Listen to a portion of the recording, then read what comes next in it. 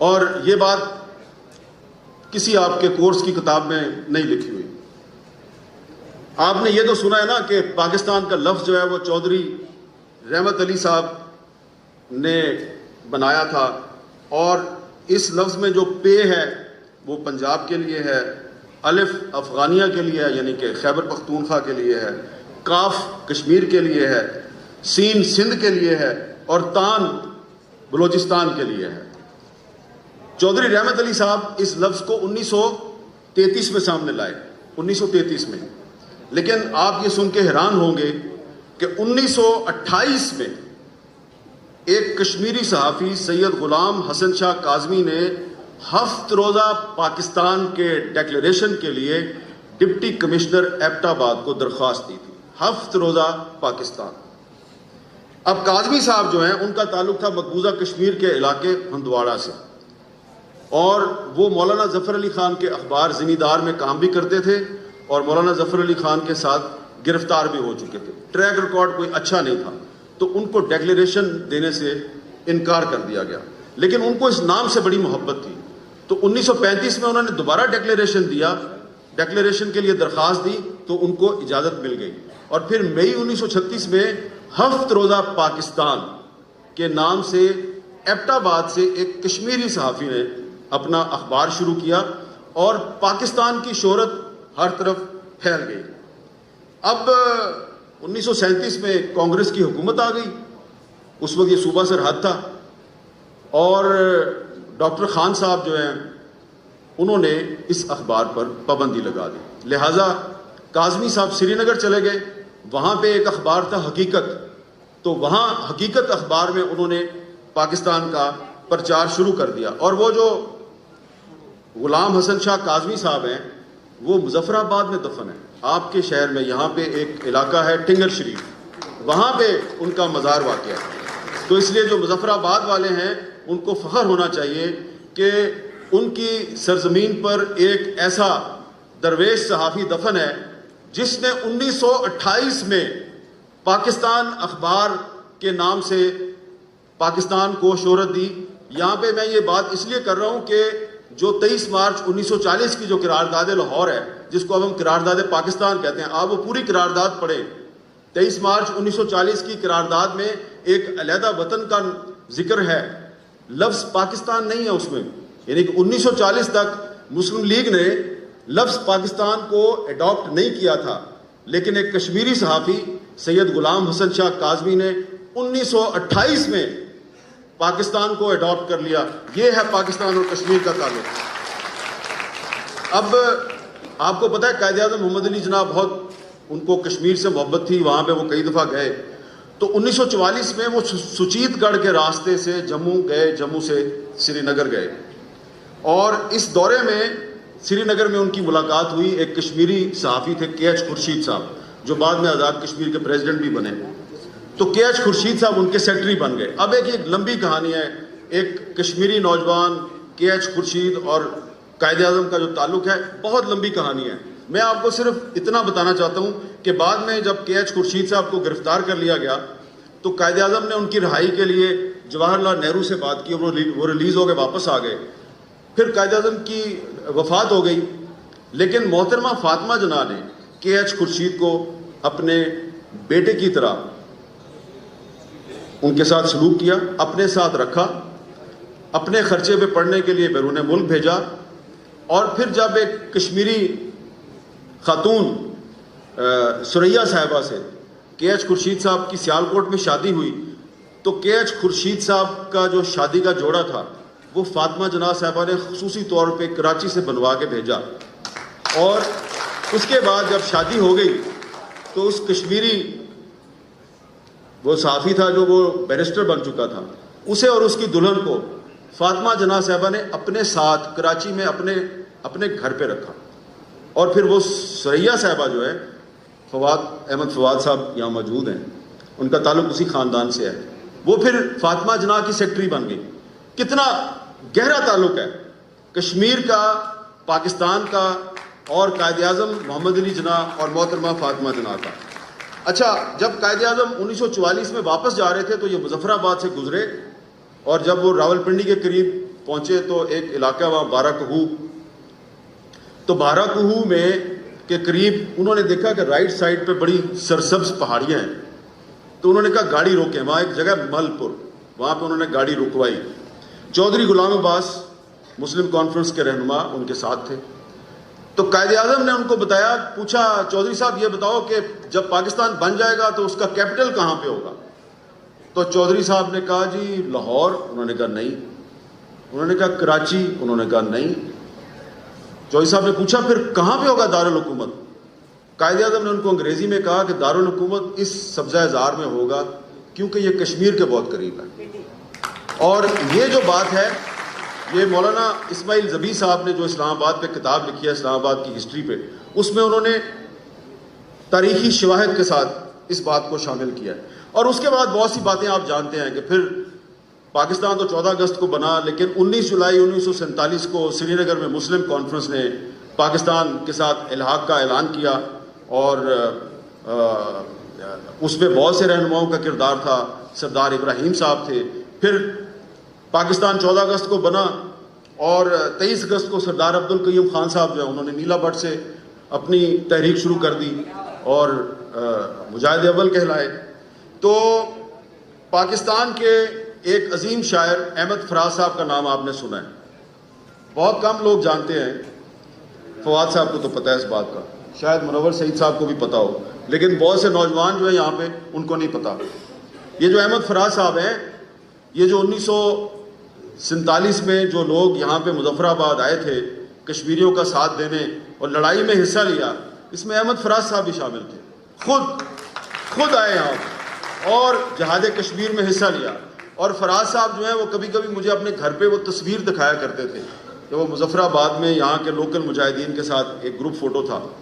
تو جو کشمیر کی تحریک آزادی ہے، اس میں علامہ اقبال، فیض احمد فیض، احمد فراز، حبیب جالب، احمد ندیم قاسمی، پاکستان کے ہر بڑے شاعر کا اس میں کردار ہے۔ اور جو اس وقت مقبوضہ کشمیر میں ہمارے جو کشمیری بھائی بہن ہیں، ان میں جو شاعر ادیب ہیں، انہوں نے بھی پاکستان سے محبت میں بہت نظمیں لکھی ہیں، بہت انہوں نے اس پہ آواز بلند کیا ہے، ان کی بھی ایک لمبی فہرست ہے جو میں آپ کو بتا سکتا ہوں۔ لیکن ایک اور چیز جو میں اب آخر میں آپ کو بتانا چاہتا ہوں کہ پاکستان اور کشمیر کے تعلق کو ہزاروں شہداء نے اپنے خون سے سینچا ہے۔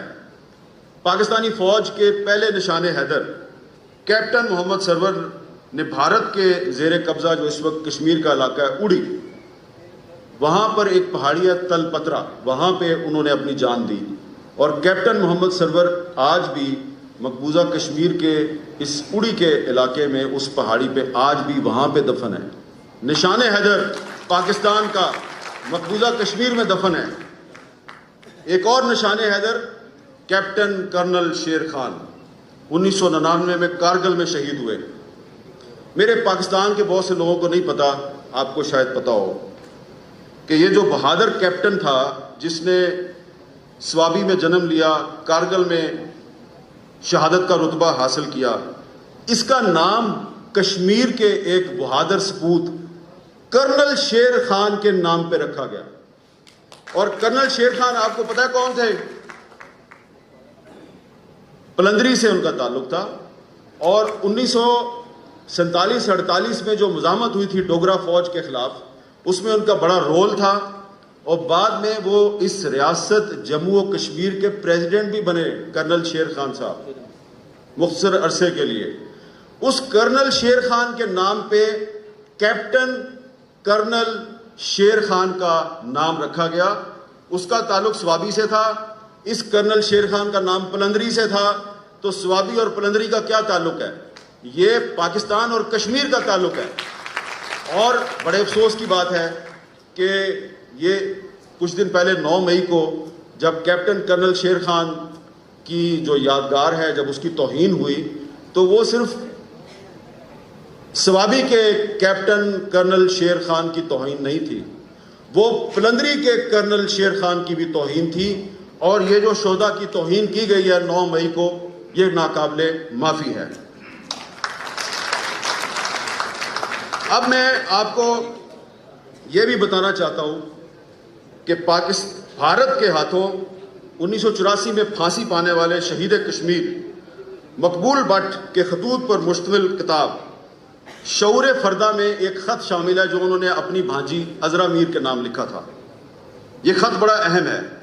مقبول بٹ شہید نے لکھا، پاکستان کا حکمران طبقہ کشمیر کی آزادی پہ صرف زبانی جمع خرچ کرتا ہے، البتہ پاکستان کے عوام ہمارے اصلی دوست اور حامی ہیں۔ یہ مقبول بٹ صاحب کے الفاظ ہیں کہ پاکستان کے عوام ہمارے اصلی دوست اور حامی ہیں اور ان کی مدد کشمیری عوام کو ضرور حاصل ہوگی۔ انہوں نے اپنے اس خط میں لکھا کہ جب کشمیری آگے بڑھیں گے تو پاکستان کے عوام ان کے ساتھ ہوں گے، اور یہ وہی مقبول بٹ صاحب ہیں جن کی احمد فراز سے بڑی دوستی تھی، اور مقبول بٹ صاحب نے جب پھانسی پائی تو احمد فراز صاحب نے ان کے لیے ایک نظم لکھی، اس کے بھی کچھ 2 اشعار میں آپ کو ضرور سنانا چاہتا ہوں۔ فراز نے شہید کشمیر مقبول بٹ کے لیے کہا، میں بھی تیرا ہم سفر تھا لیکن میں آبلا پا تھا بھر کے پا تو، زندہ کے عذاب تک رہا میں اور منزل دار تک گیا تو۔ اب آئین پاکستان کا آرٹیکل 257 اس کا میں ذکر کرنا چاہتا ہوں، کیونکہ یہاں اس لٹریچر فیسٹیول میں جو انڈین کانسٹیٹیوشن کا آرٹیکل 370 ہے اس پہ تو بات ہوگی۔ میں نے کہا میں ذرا اپنے پاکستان کے آئین کے آرٹیکل 257 کی بھی بات کر دوں۔ یہ جو آئین کا آرٹیکل 257 ہے، نوجوانوں اور طالب علموں اس کو آپ ضرور پڑھیں، چھوٹا سا آرٹیکل ہے، یہ آپ کو بتائے گا کہ آپ کا پاکستان کے ساتھ کیا تعلق ہے۔ یہ 257 کہتا ہے کہ مسئلہ کشمیر کو اقوام متحدہ کی قراردادوں کے تحت حل کیا جائے، اور آگے چل کے یہ جو آرٹیکل ہے کہتا ہے کہ جب مسئلہ کشمیر اقوام متحدہ کی قراردادوں کی روشنی میں حل ہو جائے گا تو ان قراردادوں پہ عمل درآمد کے بعد کشمیری عوام اپنے مستقبل کا فیصلہ اپنی مرضی سے کریں گے۔ یہ آئین پاکستان میں لکھا ہوا ہے۔ یہ آئین، اور یہ دیکھیں کہ جو آئین ہمارا لکھنے والے تھے انہوں نے اس ایک آئین میں جو اس وقت کشمیر میں جو مختلف سیاسی مکاتب فکر ہے ان سب کو ایک چھوٹے سے آرٹیکل میں اکٹھا کر دیا۔ تو پاکستان کا خواب النسل شاعر علامہ اقبال نے دیکھا، اور کشمیر کا آزادی کا خواب بھی علامہ اقبال نے دیکھا۔ جب تک کشمیر آزاد نہیں ہوتا پاکستان کی آزادی مکمل نہیں ہو سکتی۔ ایک خواب کی تعبیر سامنے آ چکی، دوسرا خواب بھی حقیقت ضرور بنے گا، لیکن یہ بھی ہمیں ماننا چاہیے کہ جب پاکستان ڈولتا ہے تو کشمیر بھی ڈول جاتا ہے۔ اگر پاکستان کبھی کوئی حکمران کمزوری دکھاتا ہے تو پھر کشمیری بھی بڑے مایوس ہوتے ہیں، لیکن لگتا یہ ہے کہ یہ جو آج کی کانفرنس ہے یہ پاکستان اور کشمیر کے نوجوانوں میں نیا جوش اور ولولہ پیدا کرے گی۔ یہ بات میں نے اس لیے کی ہے، آخر میں میں نے یہ بات اس لیے کی ہے کہ یہ جو 2 سال پہلے لائن آف کنٹرول پہ ایک سیز فائر ہوا تھا، پاکستان کی نیت تو اچھی ہوگی کہ سیز فائر سے کشمیریوں کو فائدہ ہوگا، لیکن ہوا کیا کہ انڈیا نے لائن آف کنٹرول سے اپنی فوج نیچے بھیجی، اور وہاں پہ بھارتی فوج کا کشمیریوں پہ جو ظلم و ستم ہے وہ مزید بڑھ گیا۔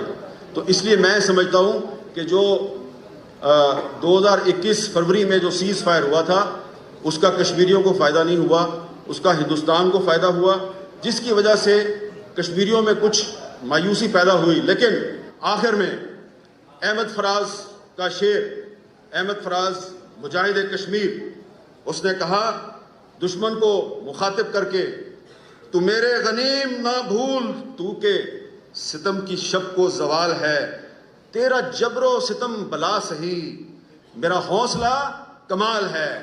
پاکستان زندہ باد، کشمیر زندہ باد۔